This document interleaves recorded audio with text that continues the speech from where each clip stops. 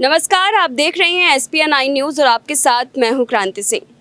बिहार की राजनीति अब बिहार तक सीमित नहीं रह गई है। बिहार की राजनीति बिहार के राज्य से निकल करके केंद्र में पहुंच चुकी है। जी हम बात कर रहे हैं दिल्ली में, क्योंकि नीतीश कुमार अब दिल्ली के दौरे पर है और ऐसे में वो राहुल गांधी के बाद केजरीवाल और तमाम विपक्ष के नेताओं से मिलने की कोशिश कर रहे हैं। एक तरफ नीतीश कुमार कहते हुए नजर आ रही हैं कि वो PM पद के लिए दावेदारी नहीं रखना चाहते हैं, लेकिन फिर भी पूरी की पूरी जो उनकी कोशिशें हैं और इस वक्त की जितनी भी तस्वीरें सामने आ रही है वो एक ही चीज बयां कर रही हैं कि वो PM पद के लिए दावेदारी तो दिल से करना चाहते हैं, लेकिन अभी वो मौका नहीं आया है कि वो इस बात का इजहार सबके सामने कर सके। दूसरी तरफ अरविंद केजरीवाल की बात कर ले तो अरविंद केजरीवाल एक राज्य के बाद दूसरे राज्य पर अपना फोकस कर रहे हैं और नेतृत्व ऐसा कर रहे हैं जिससे एक बात तो बिल्कुल साफ होती है कि वो भी सिर्फ और सिर्फ CM पद से अब संतुष्ट नहीं हैं। उन्हें भी PM पद की दावेदारी अब चाहिए। अब ऐसे में दो नेता, एक जो बहुत पहले से राजनीति में है और दूसरा जिसने अभी अभी कदम को जो है राजनीति में रखा है, लेकिन ऐसे कदम को रखा है जो अब रुकने का नाम नहीं ले रहा है। तमाम बड़े बड़े किलों को भेद करके अपना राज्य स्थापित करने का काम जो है इस वक्त अरविंद केजरीवाल करते नजर आ रहे हैं। और ऐसे में अरविंद केजरीवाल और नीतीश कुमार की ये अलग अलग जो नीति है उसके बीच में PM पद की दावेदारी प्रधानमंत्री नरेंद्र मोदी के लिए कितना भारी पड़ेगा और साथ में ही इन्हीं दोनों नेता के ऊपर आपस में कितना भारी पड़ेगा, इस मुद्दे पर आज हम चर्चा करेंगे। और इस खास प्रोग्राम में हमारे साथ सहयोगी हैं राहुल, आपका बहुत बहुत स्वागत है। राहुल, बिहार की राजनीति की बात अभी हमने की, चर्चा अभी हमने बताया कि कैसे बिहार से निकल कर के नीतीश कुमार केंद्र तक पहुंच गए, लेकिन उसके बावजूद अभी जो कोशिश है वो यही कि केजरीवाल तक भी पहुंचे और CM केजरीवाल से मिल करके जो है इस बात पर उनकी भी पुष्टि ले, उनकी भी राय ले कि क्या मैं PM पद की दावेदारी कर सकता हूँ। क्या यही वजह है कि वो केजरीवाल से भी मिलना चाह रहे हैं और केजरीवाल को मनाना भी चाह रहे हैं, क्योंकि उन्हें भी पता है कि 2024 के चुनाव तक शायद अरविंद केजरीवाल जो है वो भी एक बड़े दावेदार के रूप में PM पद की दावेदारी कर सकते हैं? बिल्कुल, देखिए सीधे तौर पर अगर हम देखें कि कुछ टाइम पहले ही ये खबर निकलकर सामने आई थी कि भाई नीतीश कुमार जो है वो चाह रहे हैं कि PM उम्मीदवारी में वो भी आगे आएँ, वो भी जो है प्रधानमंत्री मोदी माफ़ कीजिए प्रधानमंत्री बनने का सपना देख रहे हैं। लेकिन हम ये देख रहे थे कि भाई उनके ये प्रधानमंत्री बनने की जो खबर निकलकर सामने आई तो RCP सिंह जो है वो उन्होंने सीधे तौर पर ये कहा कि नीतीश कुमार कभी प्रधानमंत्री नहीं बन सकते। लेकिन सवाल तो ये बनता है कि भाई प्रधानमंत्री बनने का सपना तो नरेंद्र मोदी ने भी कभी नहीं देखा था। भाई CM से PM तक का सफर मोदी जी ने भी तय किया, गुजरात से आपने CM का सफर तय किया और देश के आप प्रधानमंत्री बने। उस वक्त कोई नहीं जान रहा था, कोई नहीं समझ रहा था कि मोदी जी भी प्रधानमंत्री बनेंगे। अगर नीतीश कुमार ऐसा सपना देख रहे हैं तो इसमें गलत क्या है?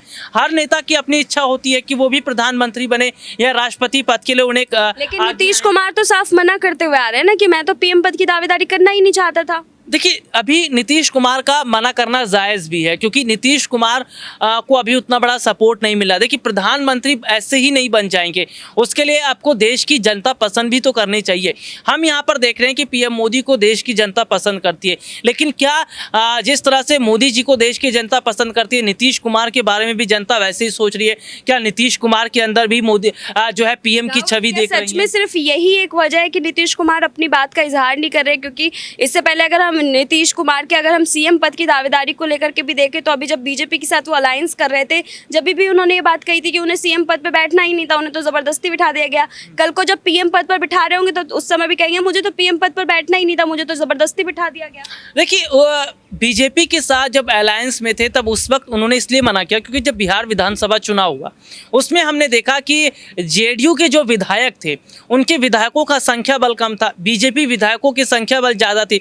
तो नीतीश कुमार ये सोच रहे थे कि वो एक छोटे की भूमिका में आ गए हैं और BJP को इसलिए नहीं बड़े भाई की भूमिका में बिहार के अंदर कहा जाता था क्योंकि BJP के विधायकों का संख्या बल ज़्यादा था। इसीलिए अभी विपक्ष के तमाम नेताओं को एकजुट कर रहे ताकि उनका संख्या बल ज़्यादा हो जाए, उसके बाद वो PM पद की दावेदारी करें। हाँ बिल्कुल, देखिए अगर विपक्षी नेताओं को एकजुट कर रहे हैं, लेकिन यहाँ पर मैं देख रहा हूँ कि विपक्ष भी अलग अलग बटा हुआ है। अखिलेश यादव भी चाह रहे हैं कि वो भी प्रधानमंत्री बने, अरविंद केजरीवाल वो भी चाह रहे हैं मैं प्रधानमंत्री बनूं, ममता बनर्जी चाह रही हैं मैं भी प्रधानमंत्री बनूं, शरद पवार वो भी चाह रहे प्रधानमंत्री बनूं, तो एक देश के अंदर इतने प्रधानमंत्री तो नहीं हो पाएंगे।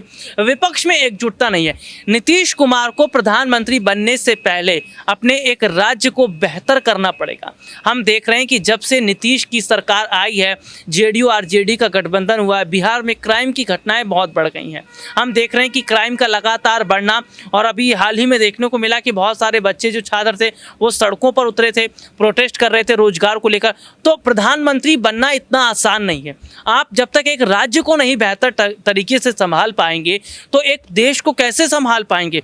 तो प्रधानमंत्री बनने का सपना देखना गलत नहीं है। प्रधानमंत्री बनने तक पहुंचने के लिए, वहां की कुर्सी तक पहुंचने के लिए उसको अपने आप को पहले आपको बनाना पड़ेगा। आपको धूप में खुद को तपाना पड़ेगा। आपको ऐसा बनाना पड़ेगा कि बिहार में क्राइम यानी कि जीरो। आपको ऐसा बनाना पड़ेगा कि बेरोजगारी मतलब जीरो। आपको ऐसा बनाना पड़ेगा शिक्षा मतलब 10 नंबर। आपको ऐसा बनाना पड़ेगा स्वास्थ्य मतलब 10 ऑफ 10।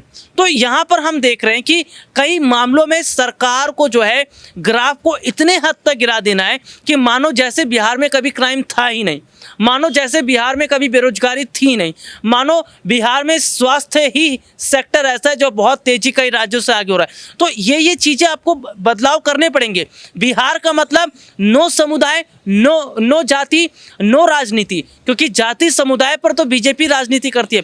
बिहार में मुख्यमंत्री नीतीश कुमार को सबको साथ लेकर चलना होगा, सभी को रोजगार देना होगा।